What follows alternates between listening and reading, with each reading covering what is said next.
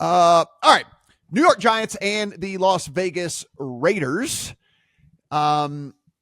This is a 1.5 in favor of the Raiders. Raiders go out, clean house, coach gone, offensive coordinator gone, GM gone. They're Jimmy Garoppolo benched. It's Aiden O'Connell now.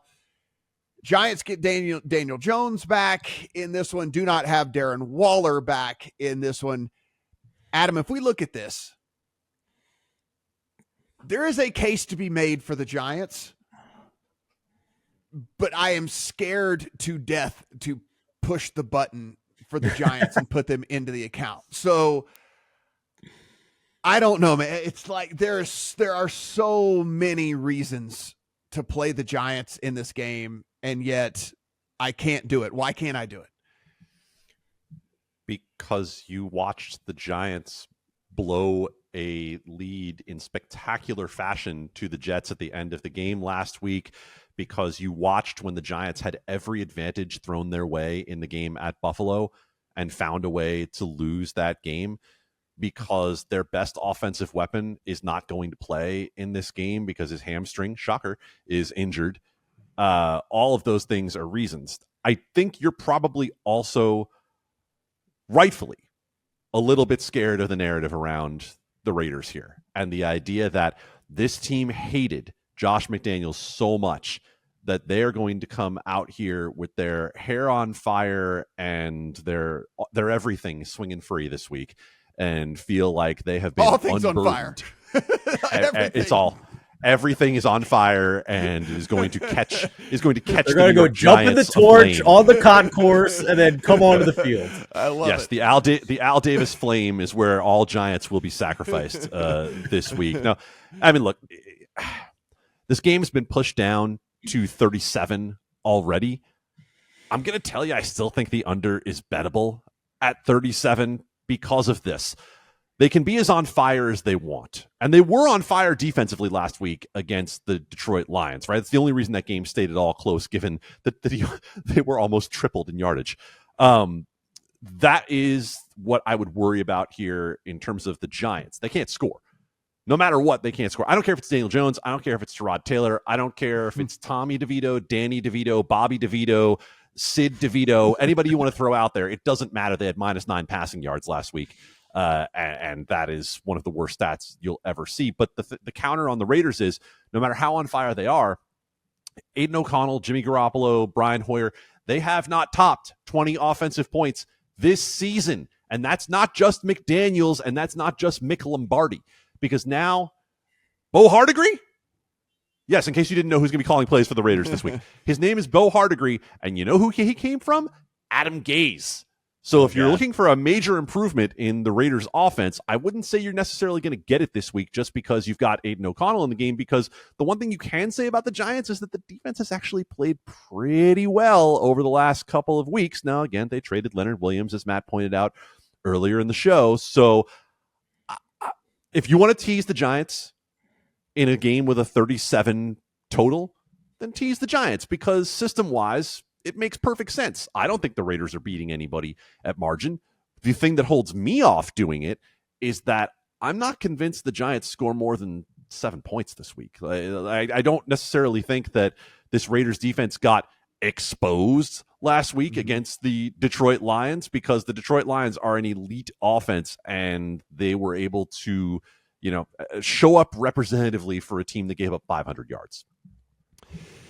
Unfortunately, guys, if you're watching this a little bit later, you're not going to get teaser leg on the Browns. Report comes through now. Kyler Murray threw to practice squad receivers today, while Clayton Tune and Jeff Driscoll threw to the starters in practice, and that has now got this out to 10 in favor of the Browns. So we have missed that. We have missed that teaser leg in that one. So it looks like it is going to be Clayton Tune going for the Cardinals in that one. Steven, if we look at this game, I mean, you don't know what else to say about this awful listen, game. We have to look at this game. We don't have to. You can watch another game. I know we don't talk about a ton of I know we don't talk about a ton of props, and I know we've joked about it here on the podcast like a bunch of times. But it was like talked about on the game last week They show the slamming of the helmet. Devontae Adams is ready to get on a plane and get the hell out of town. His receptions prop is plus money at 6.5. Now, I understand there has to be some sort of efficiency there to get to 7 catches, but if I'm being dead serious, guys, like if I could bet targets, if he does not have a dozen targets in this game, it would shock me. I mean, like legitimately shock me. And if he has 15 targets, it would, again, I would be like, yeah, that makes sense. So again, it's plus money on the over 6.5 receptions. It would blow me away if they did not try to make him happy in all of this. Adam, as you mentioned, they clean house, they do whatever. What does an interim coach care? He just wants the guys to like him, right? He just wants everyone to feel good about the last week.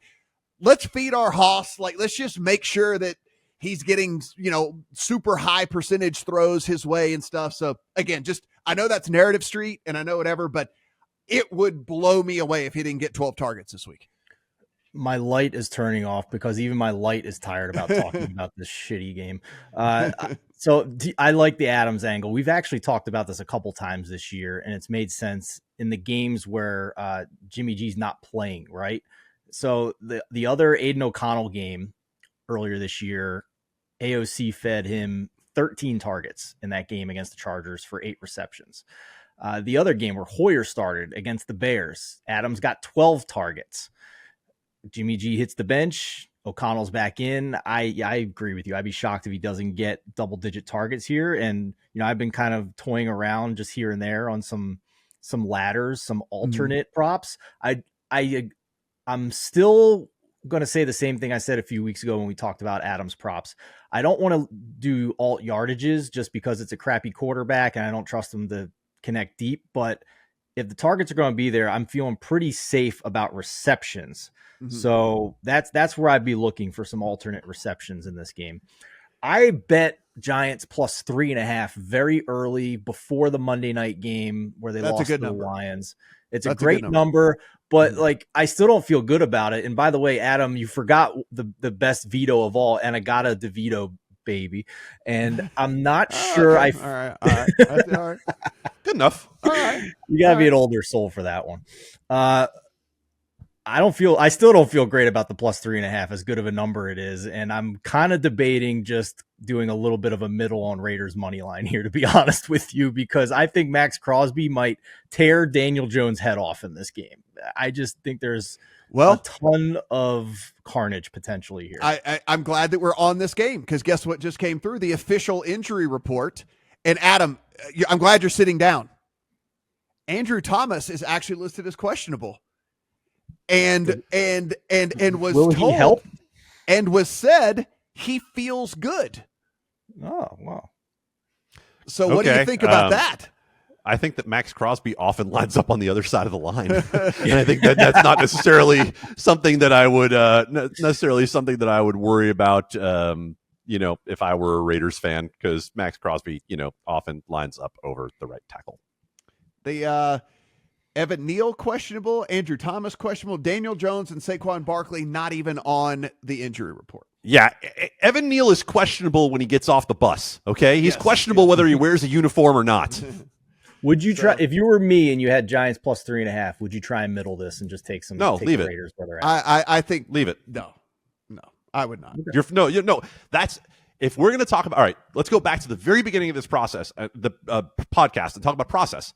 That's a good process bet. Right, you are on a solid process bet to take a team that is getting 3.5 points against an offense that hasn't scored 20 this year. That's true. Yeah. I just don't think. I still think the Giants should be rated below the Raiders at this point. And if you take away home field, you're basically saying these two teams are the same. I'm just not sure. I think the Raiders have sunk that low. The Raiders have no home field. Let's be clear about that. The Raiders have 0 home field advantage. The other team brings more fans than them every single game. So, I would take that half point or point that you're thinking about there and probably toss it out the window. All right, cool.